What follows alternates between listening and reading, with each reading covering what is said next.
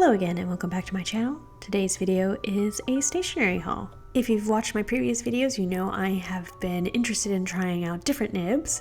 I have purchased two new nibs for my Lamy.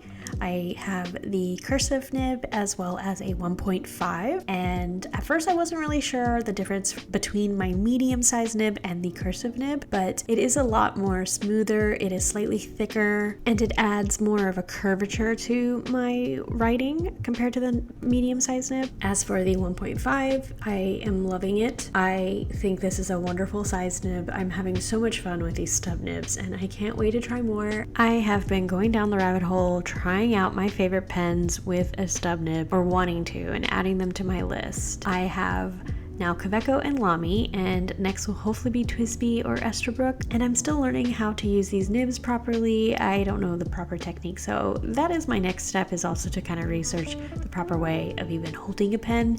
I don't really hold my pens properly. The Lamy does kind of force you to hold it a certain way, and my hands are sort of lazy. And I wanted you to see both the medium nib and the cursive nib side by side. I feel like there is a slight difference, and I don't have the proper skills so that I could highlight those differences, but I feel like it's more in when you're using the actual nibs, you can feel a difference. Next up, I got my hands on the natural set of the new Mildliners. I love these colors. I was looking for these several different places and I finally purchased them and I'm really happy with them. The cream is a little bit lighter so you can't really see it on this paper, but I'm sure when you're using it like within your planners, maybe on white paper, this is a cream paper that I'm using right now. And of course, the olive is my favorite. I love how muted these colors are. Next up, I mentioned these in my currently inked video and someone had a question about them, and they're the Kuretake brush pens, and you can dip these little wicks in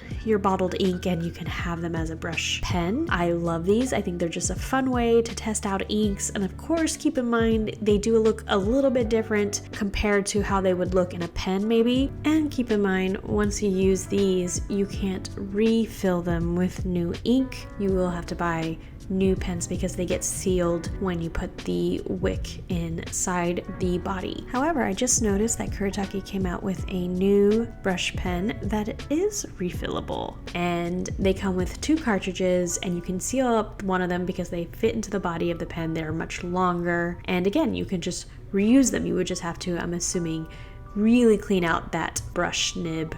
I also bought the larger brush pen and I wanted to fill it on camera with you so that you can see. It comes with this little pipette and two empty cartridges and two little silver balls to seal the cartridges if you're going to use both or fill both with ink and have it ready to be inserted into the pen, and it seals it for you. I opted not to seal the cartridges and I only filled up one because I'm still testing it out, and so I just keep them at the bottom of the pen body because it just fits nicely there, but it does rattle when you're using it, obviously.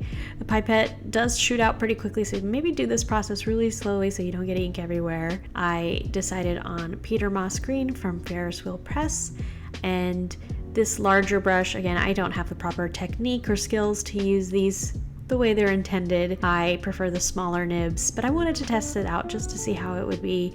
And it's like watercolor almost. I really like the way it looks and I love the way these are, and I think I'll probably start buying these more every so often. I bought them off of Jet Pens, but they're so much fun to use. Again, I'm just having so much fun with different nibs and using up my fountain pen ink in different ways. Next up, I have a haul from Yoseka. I really love everything that they're doing right now, all of their fun projects and their cute postcards and everything. I just feel so inspired, and I love seeing what new product they add to their store. It's wonderful.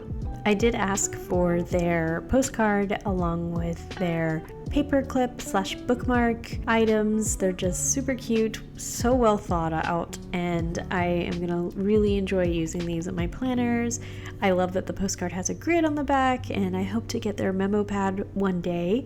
It is just too many cute ideas, and I love it. Also in this order, I ended up picking up these frame by frame stickers, and I picked out 3 different series. I just couldn't help myself. I think that each sticker is just a very pretty aesthetic, and I know I'm going to enjoy using these to decorate my journal entries or even in my planner, basically any journal / notebook that I own. And then I thought these were just a cute shape, and I liked just the like a peek into someone's room or house along with these. I couldn't help myself. They are so cute, and I know they're perfect for my planners and journals. Next up is this La Dolce Vita washi roll. I just love this illustration style, and I love how generous the size of this washi roll is. That doesn't happen very often, so I'm very excited about that. And then I was super excited to try out these cute icon stamps, and they're like this click of a button, and they're super cute. I love these. I don't even know what to say. I think that they're just such a unique style, and I hope they last long. I'm gonna be very sad if they dry out fairly quickly, but I'm hoping they'll last long. Yoseka always offers such cute things, and I may or may not have another order coming fairly soon, but we'll talk about that another time. I hope you enjoyed this video. Thank you so much for watching, and I will catch you in the next one.